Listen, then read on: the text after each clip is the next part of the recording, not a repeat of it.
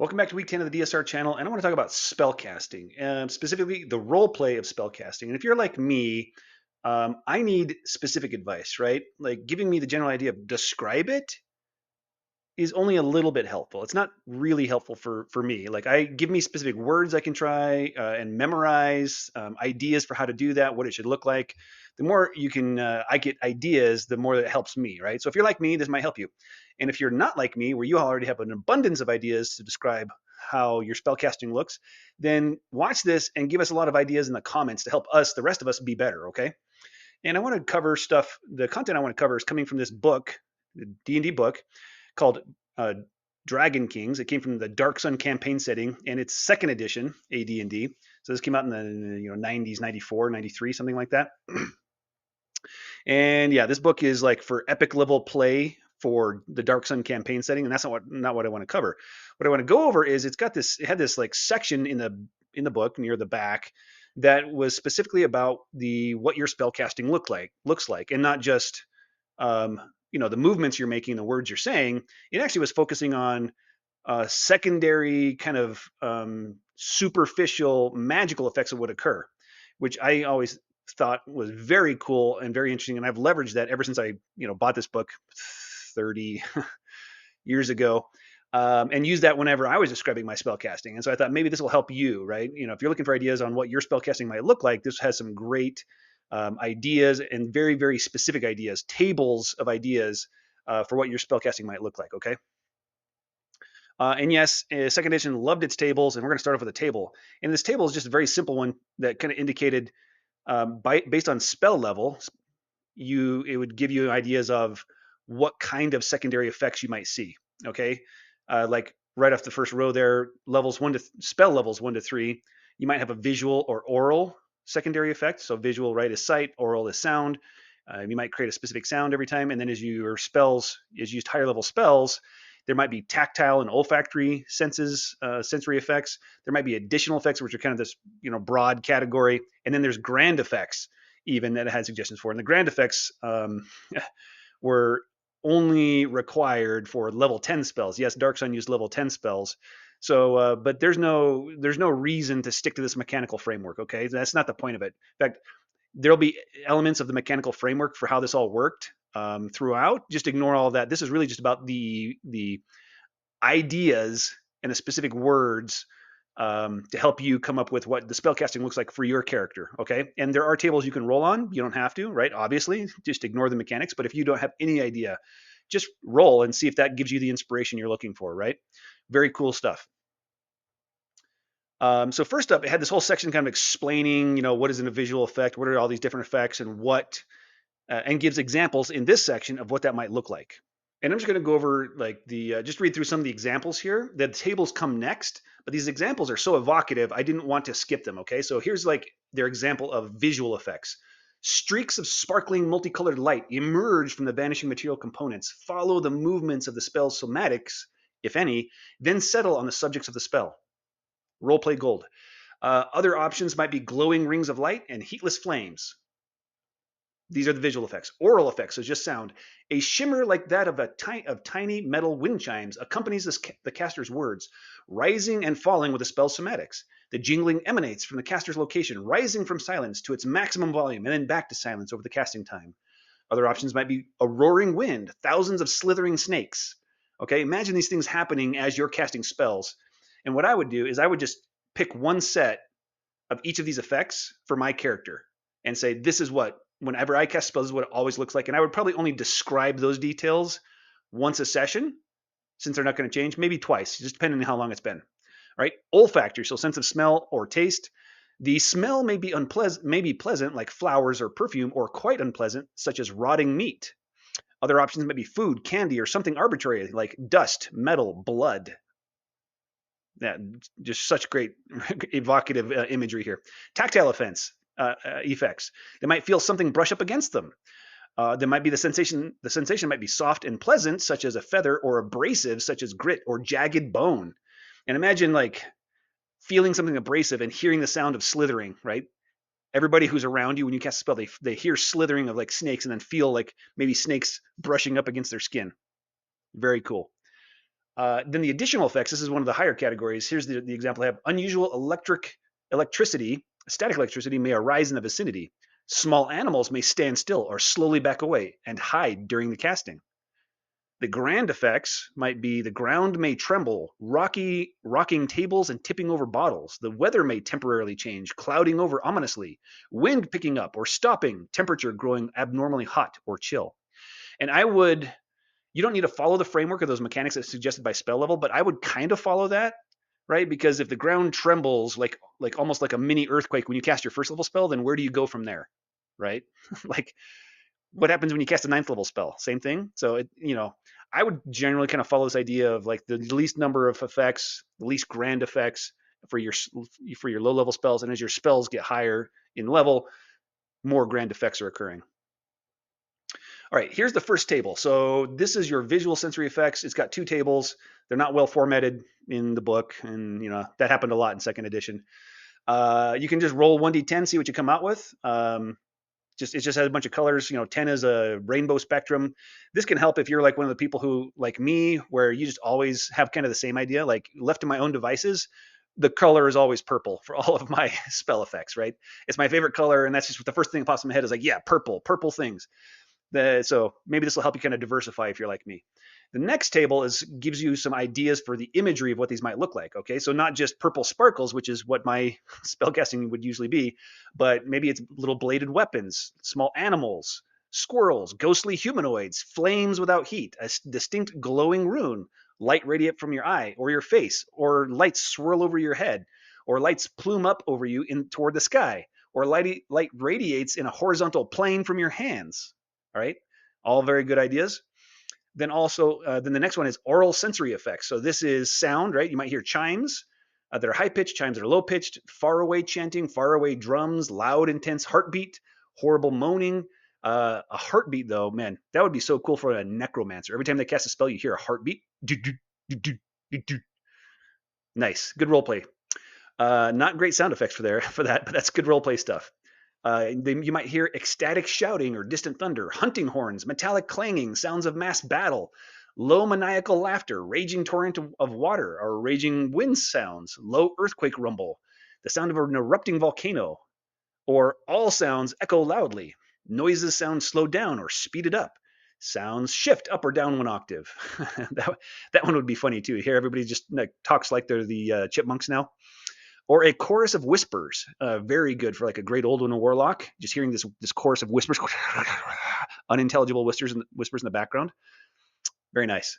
Then we have olfactory senses. This is taste and smell. So you might taste wildflowers or smell wildflowers, local spices, exotic perfumes, pine needles, perspiration, strong alcohol, chalk dust, ozone, burning rubber, sulfur, rotten egg smells, formaldehyde, sickening smell of rotting flesh, the sickening smell of thrycrene ichor. This is Dark Sun, so that was especially common in Dark Sun, but maybe not in your campaign. Thick, overpoweringly sweet taste, delicate, flowery flavor, a taste of a favorite beverage, the taste of a least favorite beverage, intense sour taste or a salt taste or a bitter taste, right? And these are just like to get your creative juices flowing. Like what I love about these things and the other like personality tables they had in the 2014 rules or core rule books is a lot of times I would just roll randomly. And then from there, I would just start developing it my own way. Maybe I would throw away the random roll and just choose something else, but it would get the creative juices flowing for me, which I really need, right? I'm a data analytics guy. The role play is the thing I've had to work really hard to develop, and still got a long way to go. All right, tactile sensory effects. So you feel prickling of skin, tickling in a throat, goosebumps all over, cold or warm breeze, a feathery touch, brief drowning sensation. Kind of cool. Chest feels tight, clammy flesh, itchy feeling, or static crackle, and your hair stands up. And then additional sensory effects. So this is the even higher category. So it might be something of an image of the spell's material component floats before the observer's eyes, strange tracks all over cover the ground, a vision of a vicious predator in the observer's mind. Observer has a vivid memory of a recent experience. Observer suddenly feels the immensity of the universe. The observer briefly reverts mentally to an ancient past when some spell was used in the same spot. The observer has a sudden imaginary vision of its own birth or death. That's crazy. The observer instantly knows the spell's incantation, Clouds temporarily gather or are dispelled overhead, and air grows thick and hard to breathe, or thin and carries sound less well. And then the grand sensory effects, and this is where the PDF didn't format this especially well. Um, and it just says don't roll randomly. In fact, I wouldn't, like I said, roll randomly if you just don't have any idea to start with. Just roll randomly and see what that inspires in you, and then go from there. Right? Choose other things, try something else, or roll with it if you don't have a better idea, if it just feels good. So this one is so some of these options are, and this is, again, these are not exclusive or exhaustive tables, right? Obviously, make up your own stuff that is kind of fits like this, and check with your DM, especially for the grand sensory effects. These ones in this book suggested that they might even have minor mechanical effects, which might be okay. Check with your DM though, right? Make sure that the DM's okay with that. The ground shakes, or all non-magical glass in the vicinity cracks. Desert sand in the area temporarily fuses into glass. Those near the wizard glimpse another dimensional plane. Everyone in the vicinity learns the target's name. That's interesting. Target's close relatives elsewhere on Athos, that's the name of the planet where Dark Sun is set, suddenly feel fearful or giddy, depending on the spell and the spell's effect. For the next hour, the wizard's companions see all creatures as walking, talking skeletons, especially suited to necromantic magic. And then they have other ideas, right? And I guess there was the book Tome of Magic. I don't think I ever had that one, but that had also additional ideas for that kind of stuff. So if you have that book, look there to see if it's got other ideas worth pursuing.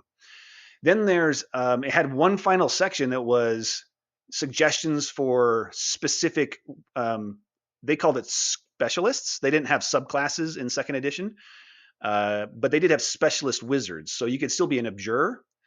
And so if you were a specialist, then you might have additional or supplementary magical effects occurring, and those still apply. Right? We still have those as subclasses now. So these might be useful as another source of inspiration. So abjurers, they cause a golden sheen to settle around the area of effect. Conjurers, the spell leaves behind a hint of chill air. Diviners, magic brings a whiff of ancient dust or aged tablets to the air. Enchanters, shimmering almost electrical charge to the air during spellcasting. Or invokers, that's evocation, the school of evocation. Unnatural wavering in vision, like a mirage without heat. Necromancers, stench of rotting flesh left behind after spellcasting. Transmuters, shadows around the caster are frozen, forcing them to catch up to the new situation after casting. I especially like that one. That would be very cool. And illusionists can adopt any of these, disguising their specialty as their calling. And in this book, they suggested that these would be consistent for the specialist. So if somebody's an abjurer, they always cause that golden sheen around the area. And that would be a way to identify them as a specialist. Now, that's up to the DM if you want to do that. Yeah, to talk with your DM. I don't know. That's maybe makes it too easy to identify what somebody's subclass. But it's only relevant against PCs or some monster stat blocks, I guess. And then the final note there is actually quite interesting. So I'll read that one. Wizards from opposing schools may find each other's special sensory effects objectionable, even obnoxious or threatening, which is a great opportunity for role play, right?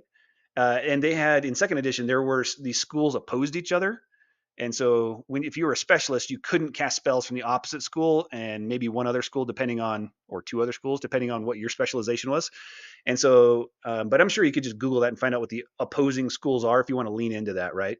I'm pretty sure it was like abjurers were opposed, abjuration opposed invocation and evocation. So they might find each other obnoxious or objectionable or threatening. Necromancy opposed like illusion and divination or something like that. And the last thing I want to suggest, this is a bit more for DMs, but as everything goes with skill checks in 5th edition, it more or less comes down to whatever the DM feels like plus whatever the PCs ask for. So the players, you can, like one of the lines right in the 2024 handbook says, yeah, let the players negotiate with you to see if they can use their skills for this thing. Like that's the rules for skill checks, is like the players should just be saying like, can I try this? Can I use this? Which is great for openness. It's not great for guidance to help us, either of us on the player or the DM side, come up with concrete uses for these things. And that's one of the reasons, in my opinion, why skill checks often just don't get used very much. And skill proficiencies, like many of the skill proficiencies, are just never used. which is unfortunate, and it shouldn't be that way. So this idea comes from, and I've been using this for a long time, comes from this book, or the genesis of the idea was from this book as well, which was in Dark Sun. It was a big deal to try to hide your spellcasting, which is why they also had um, added added in all those special or those sensory effects from your spell casting to make it more identifiable that you are casting a spell. Because wizards of all kinds, no matter what your alignment was, or whether you're a preserver or a defiler, were hated and reviled in general by the populace. If the general population saw you casting a spell, they would probably form a mob and try to kill you. And so it was also very important to try to hide it. And so they had these skill proficiencies right in that book that you could take that would allow you to try to hide your sensory effects from your spell casting, so people wouldn't notice, even if the spell itself didn't have a visible, perceptible effect. You could also hide your secondary sensory effects caused by spell casting.